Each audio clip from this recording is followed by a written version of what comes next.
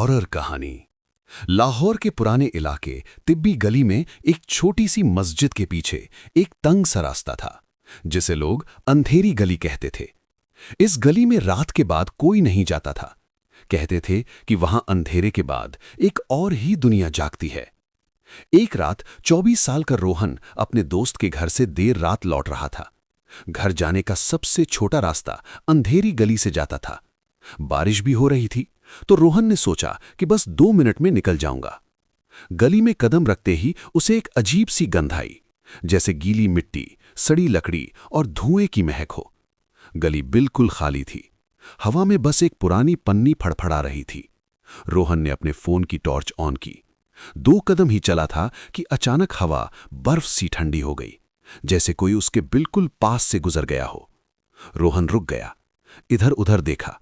बारिश हल्की थी, लेकिन उसके कान के बिल्कुल पास किसी के सांस लेने की आवाज आई, धीरे धीरे। वो पलटा, वहां कोई नहीं था। रोहन तेजी से चलने लगा। गली के बीच में उसे जमीन पर मिट्टी में नाखूनों के निशान नजर आए, लंबे टेढ़े, जैसे किसी ने घसीटते हुए बनाए हों। इन निशानों का अंत एक पुराने काले दरवाजे पर होता था, जो हमेशा बंद रहता था। दरवाजे पर लाल रंग से लिखा था, वापस जाओ।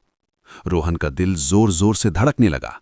वो पलटा और वापस जाने लगा, लेकिन पीछे से एक जोर की ठाक की आवाज आई, जैसे दरवाजे को किसी ने मुक्का मारा हो। फिर दरवाजा धीरे धीरे खुल गया। रोहन की सांस रुक गई। दरवाजे के अंधेरे से 2 लाल आंखें चमक रही थीं, अजीब, गैर इंसानी, जैसे किसी जानवर से भी ज्यादा डरावनी।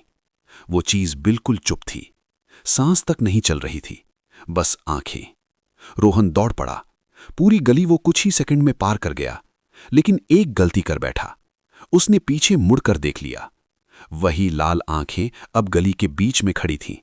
वो चीज उसका पीछा कर रही थी, बिना आवाज, बिना कदमों की थाप के। रोहन घर पहुंचा, दरवाजा बंद किया, हांफता हुआ। कमरे की लाइट जलाई, लेकिन लाइट जलते ही उसने कमरे के कोने में मिट्टी देखी, और उस मिट्टी पर वही ताजे टेढ़े मेढ़े नाखूनों के निशान, जैसे कोई अभी अभी अंदर आया हो। निशानों के ऊपर लाल रंग से लिखा था, अब कहीं भी जाओ, दूर नहीं जा पाओगे। कमरे की हवा धीरे धीरे हिलने लगी, और फिर वही सांस लेने की आवाज, बिल्कुल उसके पीछे।